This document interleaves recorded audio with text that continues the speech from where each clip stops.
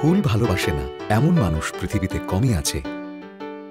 সৌরভ কিংবা শোভাবর্ধন সেই প্রাচীনকাল থেকেই মানুষের জীবনে ফুল মিশে আছে গভীরভাবে।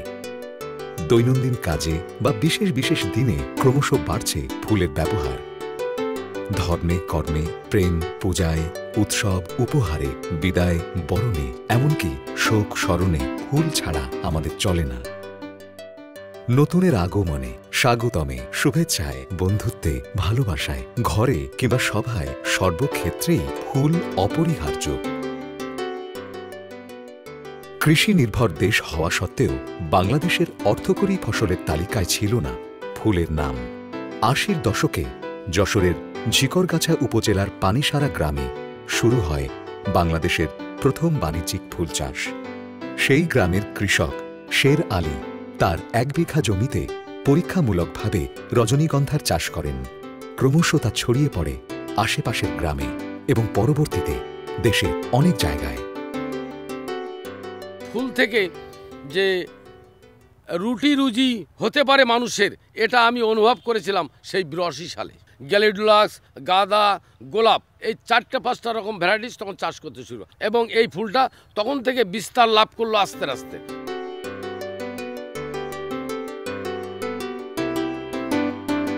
পরিসংখ্যান বলছে এদেশে বর্তমানে ফুলের বাজার মূল্য বছরে ৮০০ কোটি টাকা ছাড়িয়ে গেছে।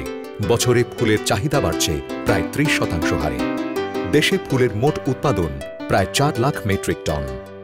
১৫,০০০ চাষি আর ১.৫ লাখ মানুষ প্রত্যক্ষ ও পরোক্ষভাবে এই ফুল চাষ ও ব্যবসার সাথে জড়িত।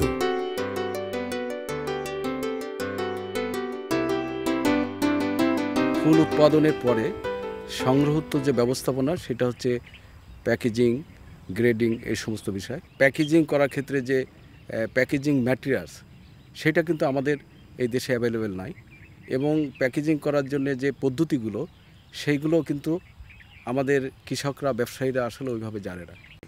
সেক্ষেত্রে ইউএসএইডের অর্থায়নে এবিসি প্রজেক্টে আমাদের কৃষকদের টেকনোলজি ডেভেলপমেন্টের জন্য আমরা ট্রেনিং দেওয়া হয়েছে, এবং ট্রান্সপোর্টের জন্য অলরেডি এবিসি প্রজেক্ট কাজ করতেছে, কীভাবে এটা আধুনিকরণ করা যায়, সে পর্যায়ে যাওয়া যায়। এবং স্থায়ী পাইকারি বাজার স্থাপনের জন্য আমরা অ্যাডভোকেসির মাধ্যমে সরকারের নীতি নির্ধারণের সাথে মিটিং করে একটি পর্যায়ে আমরা যেতে পেরেছি। ফুলের উৎপাদন ও বিপণন থেকে শুরু করে গ্রাহকের কাছে ফুল পৌঁছানো পর্যন্ত বিভিন্ন ধাপের সমস্যা ও সমাধানে ইউএসএইডের এগ্রিকালচারাল ভ্যালু চেইন প্রকল্প কাজ করে যাচ্ছে।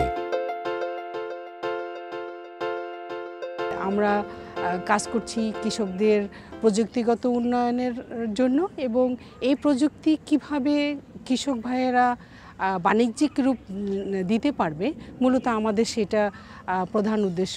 দেশি ফুল কিভাবে অধিক পরিমাণে প্রমোশনের কাজ করা যায়, আমাদের দেশের কনজিউমাররা আরও বেশি অধিক আগ্রহী হয়ে বাংলাদেশি ফুল ব্যবহার করতে পারেন, সেটার জন্য বিভিন্ন প্রমোশনাল কাজ করে যাচ্ছে।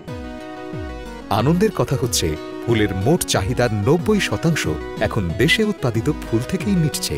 ফলে বিদেশ থেকে ফুলের আমদানিও কমেছে উল্লেখযোগ্য হারে, আর তৈরি হচ্ছে নতুন নতুন বাজার। মানুষের জীবন ও জীবিকায় যোগ হচ্ছে নতুন মাত্রা। বিপুল এক সম্ভাবনাময় শিল্প হিসেবে বিকশিত হচ্ছে ফুলের চাষ।